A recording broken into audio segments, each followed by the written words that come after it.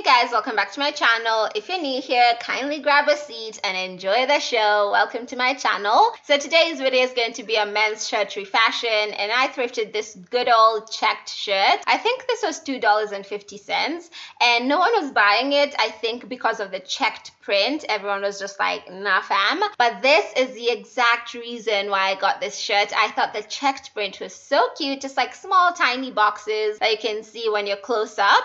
So when I saw the pattern, I thought mini skirt with shirring. Okay, not exactly shirring, but just a mini skirt.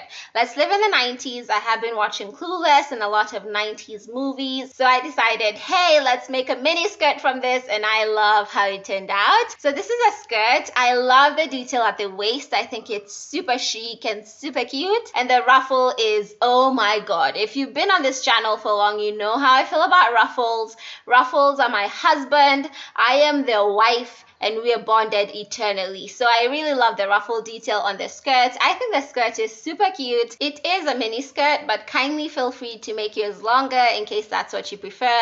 But I love the length of this. I love how cute it is. And in case you want to make one of your own, let me show you how to do it. First things first, you're going to seam rip off the pocket, and to do this, I'm going to use my seam ripper. I hear some people calling this an unpicker, so whatever you want to call it, just take it and seam rip your pocket out. That is if your shirt has pockets. Sometimes you get lucky and the shirt doesn't come with pockets and you save an extra step, and I'm jealous. But in case you have a pocket or two pockets, just sit down, have a cup of coffee, and seam rip the hell out of the pocket. And once the pocket is out, I decided to cut off the sleeves because I was going to use them to add something later. So I wanted them to remain intact. I did not want to mess with them. I didn't want them calling their lawyer. So I decided to just get them out of the way and give them a second to breathe. So while the sleeves are breathing, I decided to open up the sides of the shirt, and I just used my scissors for this. I decided seam ripping would be too much work, and all I'm trying to do is get fabric out of this shirt. So I decided to cut open the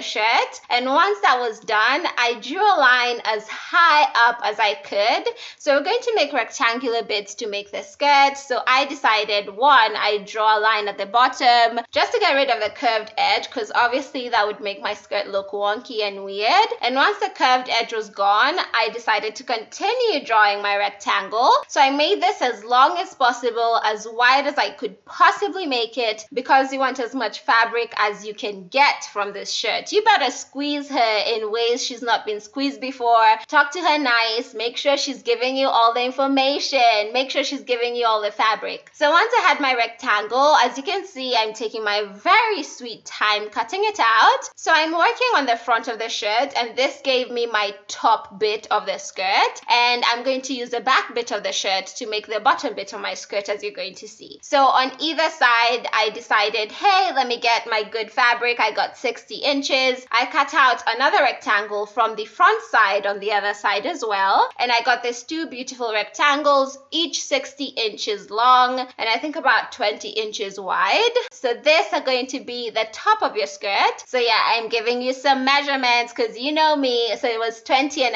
inches.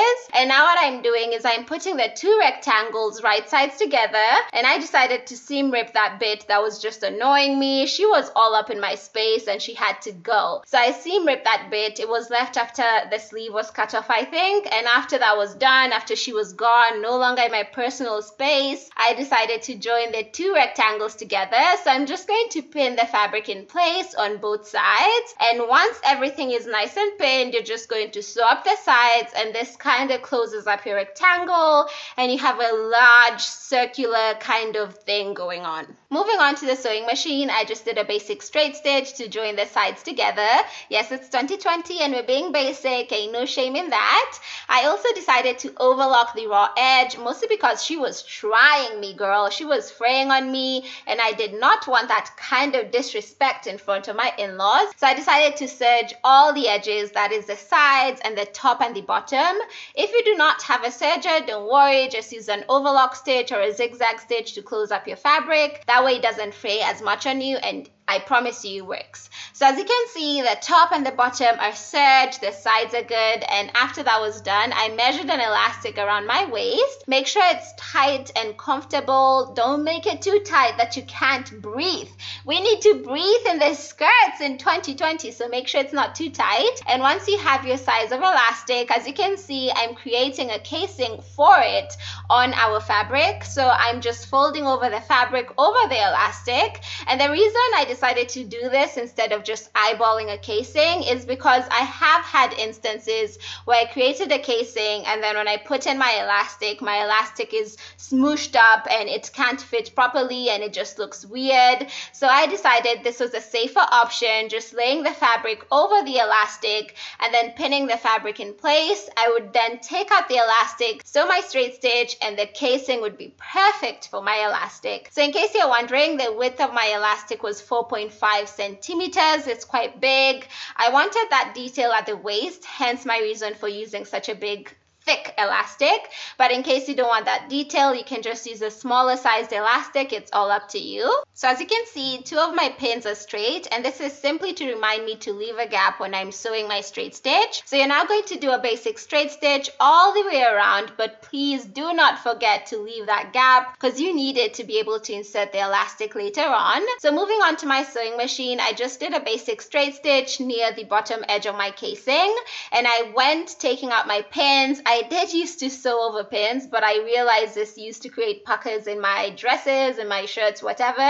So now when I sew, I make sure to remove the pins, and as you can see, I did not forget to leave my gap. This is essential. Trust me, the worst thing is to finish sewing everything and then you remember you did not leave a gap and you have to seam rip stuff. It just gets messy, people get hurt. So just make sure to leave a gap. That way everyone is happy and no one is fighting at the family gathering. So as you can see, what I'm doing now is I'm using a safety pin to shush my elastic through my casing. I did attach one end to the fabric with a pin, and then the safety pin is just to guide the elastic through the casing. And this did not take any time at all. It's super easy to do. And once the elastic emerges on the other side, take out the pin on one end and then use a safety pin to attach both ends together. This just makes it easier to shush out the elastic, in my opinion, because you're not worrying about one end disappearing more than the other. So as you can see, I'm just making sure to pull the elastic through the casing. That way she fits nice and comfortable. I don't want her to be uncomfortable in her new life. So I'm just trying to make her as comfortable as possible. And once everything is nice and snug in there, you're going to join the 2 ends using a zigzag stitch. Yes, it's elastic and a zigzag stitch is best because that way it will allow for stretch. That way you're not suffocating whilst wearing your skirt. So as you can see, what I'm doing is I'm shushing out the elastic, making sure nothing is twisted. No one is sitting at someone else's seat at the wedding ceremony. And once I was happy with everyone, I decided to do a straight stitch to close up my gap, and that's that. So moving on to the sewing machine, as you can see, my waistband has been divided into quarters. You do this by just folding your waistband into 4 equal parts, and this is going to enable you to stretch your elastic properly and nothing will be too gathered on one side more than the other. So as you can see, I'm just sewing a straight stitch and I'm really making sure to stretch my elastic. This is because I wanted that beautiful gathered effect when the elastic snapped back into place. So do whatever you have to do, just make sure you're stretching your elastic. So this does take a bit of time because you're really stretching it in bits, but I think definitely dividing it into quarters makes your work so much easier because that way you're not worried about gathering too much on one side, which is always a nice thing. You want this to look equally spaced, beautiful. You bought this at a shop. You did not make this in your basement because you have no life and no friends and no one loves you. So just no one needs to know that. So as you can see, I just kept on stretching and this did take some time. But as you can see, you get this beautiful gathered effect and I just love the detail this adds to the skirt. So I just used my presser foot as a guide for the next line. I did 3 lines in total. And as you can see, I'm just tugging on that elastic, making sure she is taut and then doing a straight stitch. That way she just snaps back in place like nothing happened. I really love this technique, and I think if you want some pizzazz added to your skirt, this is definitely what you should do. So I ended up doing 3 rows in total. I do wish I'd done 4 because the bottom bit kind of bothers me, but I still think it looks super cute, so I'm going to let this one slide. So that's what my shirt kind of gathered effect looks like, and as you can see, totally worth the effort. And now we're going to move on to making the bottom bit of the skirt, and you're almost done. So as you can see, I'm just marking eyes. In case you're wondering why, I just like knowing the inside side of my fabric. They get so confusing sometimes when you don't have a tag and then you think this is the right side, it's not. So I just mark it to make sure I'm not dealing with any demons later on. So as you can see, I'm just drawing 2 straight lines down this side, and this is a back bit of the shirt.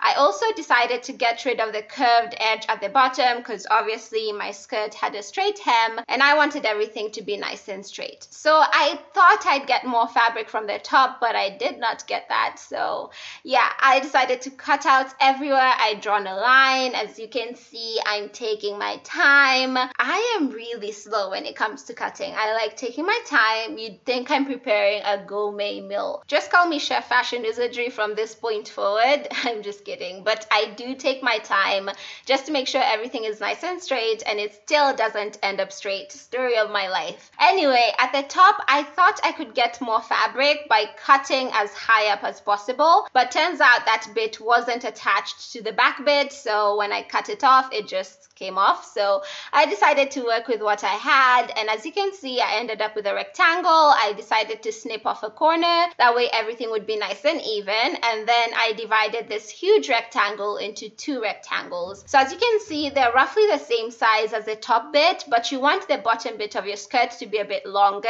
that way you can gather it and make ruffles. So I decided to get extra fabric from the sleeves, so I just cut off the cuff, opened them up along the seam, and as you can see, I'm marking my eyes because nothing is as annoying as having your fabric inside out. So as you can see, I'm just using one of the rectangles as a template, and this is to make sure I cut off an exact replica to that rectangle. That way when I join them together, they make one long beautiful piece. So I do wish I'd gotten a bit more fabric, mostly because I wanted a lot more ruffles. That's just who I am as a person, but we'll just appreciate what we got. And as you can see, I'm just evening everything out. That way we get nice and even pieces, and I join them the right sides together to make one long rectangular piece. So as you can see, I'm just pinning the fabrics in place, and you see it's longer than it was, and that's what you need. You're just going to do a straight stitch to join your pieces together, and I obviously repeated this with the other sleeve and the other bit, and I got 2 long pieces that were about 101 inches long. So as you can see, what I'm doing now is I'm joining the sides together. So the 2 large rectangles, you're going to join them together to create one big circular piece. So I'm just joining the fabric right sides together, pinning it in place, and I'm going to do a basic straight stitch on both sides. And also make sure you serge all the raw edges, that way your fabric doesn't fray on you. She's not disrespecting you and telling people things she shouldn't be, okay? So keep her in her place. And also I decided to double hem the top of the fabric and the bottom of the fabric. And I'm going to do a straight stitch all across the top and the bottom bits. In case this is not a method that's preferable to you, you can serge the raw edges and then just hem the fabric as usual. But when you're dealing with fraying materials, you do need to get rid of the raw edges because they are your enemy. They will fight you without mercy. So just make sure you're getting rid of all the fraying. And as you can see, my skirt now has this beautiful finished edge on both the inside and the outside. And I repeated this at both the top and the bottom bits of my skirt. So as you can see, I increased my stitch length to 5. That's the longest length I could get on my sewing machine. And all I'm doing is a basic straight stitch all the way around my skirt. I'm making sure not to backstitch at any point because you want to be able to pull on the thread. Make sure they're flexible, they're doing their yoga. You can tug on them and pull them, so make sure you do not backstitch at any point. And as you can see, you get this beautiful straight stitch at the top bit of your fabric, and this is exactly what you want so that you're able to gather everything. So to gather fabric to create ruffles, you have to deal with only the top thread. Leave the bottom thread out of your business. Do not look at her, do not breathe near her because she will fight you. If you touch the bottom thread skirt, it might snap in half, and then that makes your entire ruffling process useless because you either have to redo the stitch, and it's just hectic. So to avoid problems and confrontation, just make sure you're only pulling on the top thread and gathering your fabric properly. So as you can see, I'm really ruffling out the fabric, making sure everyone is cooperating with the government. I do not want any IRS coming up in here and asking for unwanted tax. So I made sure everything was nice and proper. And as you can see, I brought in the top bit. That way I could know exactly how much I need to ruffle out the bottom bit. That way everything fits into place. You don't want to have excessive amounts of fabric on one side and then no fabric on the other. So just make sure the piece you're attaching to is an exact match to the ruffle piece. So as you can see, I'm just taking my sweet time. I am babying the fabric. I'm like, boo, do you need water, juice? I got it all. So once everything was nice and ruffled, as you can see, they're exactly the same size. And now you've come to the last bit, which is attaching the two bits together. So all I'm doing at this point is attaching the top bit of the ruffle to the bottom bit of the top bit of the skirt. That was a bit confusing to say, but I hope it makes sense when you're seeing it in action. So I'm just making sure the ruffle is comfortable, everything is laying out nicely and fluffy, and I'm just pinning along the basting stitch. I use this as my guide so that my ruffle would be evenly and equally attached. That way one side of my skirt wouldn't be longer than the other side, because that would be a bit awkward. So once everything is nice and pinned, you're just going to sew along the basting stitch in a straight line, and at this point just push the skirt into the sewing machine at whichever awkward angle you can get to that point of the ruffles. So as you can see, I'm flattening out the ruffles a bit as I sew, and I'm also taking out the pins as I go. Wow, we have a wrapper in the building, a rhyming wrapper. Anyway, as you can see, I'm just flattening the ruffles, sewing my straight stitch, taking out my pins, drinking my water, taking my vitamins. I am living life to my fullest potential. So just make sure you're sewing everything nice and straight. You do want this to be beautifully attached to your top skirt bit, and you want it to be attached evenly. So take your time, do what you have to do, say your prayers, do whatever you need to do to cope. Just make sure this ruffle is properly attached to the top bit of your skirt, and of course backstitch to finish everything off. That way nothing comes unraveling on you. And as you can see, we have our ruffle bit attached to our skirt. And make sure you get rid of the basting stitch, by the way, that way it doesn't show in your final project, and you will end up with a beautiful skirt that's gorgeous, playful, beautiful, everything nice. And I love how this turned out. I think it's super cute, super playful, and the ruffles, I love the detailing on this skirt. It is one of my favorite mini skirts at the moment. So I'm really in love with how this turned out. It's made with so much love, and I hope you attempt to make one for yourself. That way we can be twinning. So yeah, I really hope you guys enjoyed watching this video. I know it was a bit of a long one, but bear with me. I hope all the steps are clear, and that if you do decide to follow along, you're going to make a beautiful skirt for yourself. That's always my goal. And in case you have any questions, don't hesitate to ask me in the comment section down below, and I will be sure to reply to you where I can. Other than that, I really hope you guys enjoyed watching this video, and that I'll be seeing you in my next one. Until then, bye guys.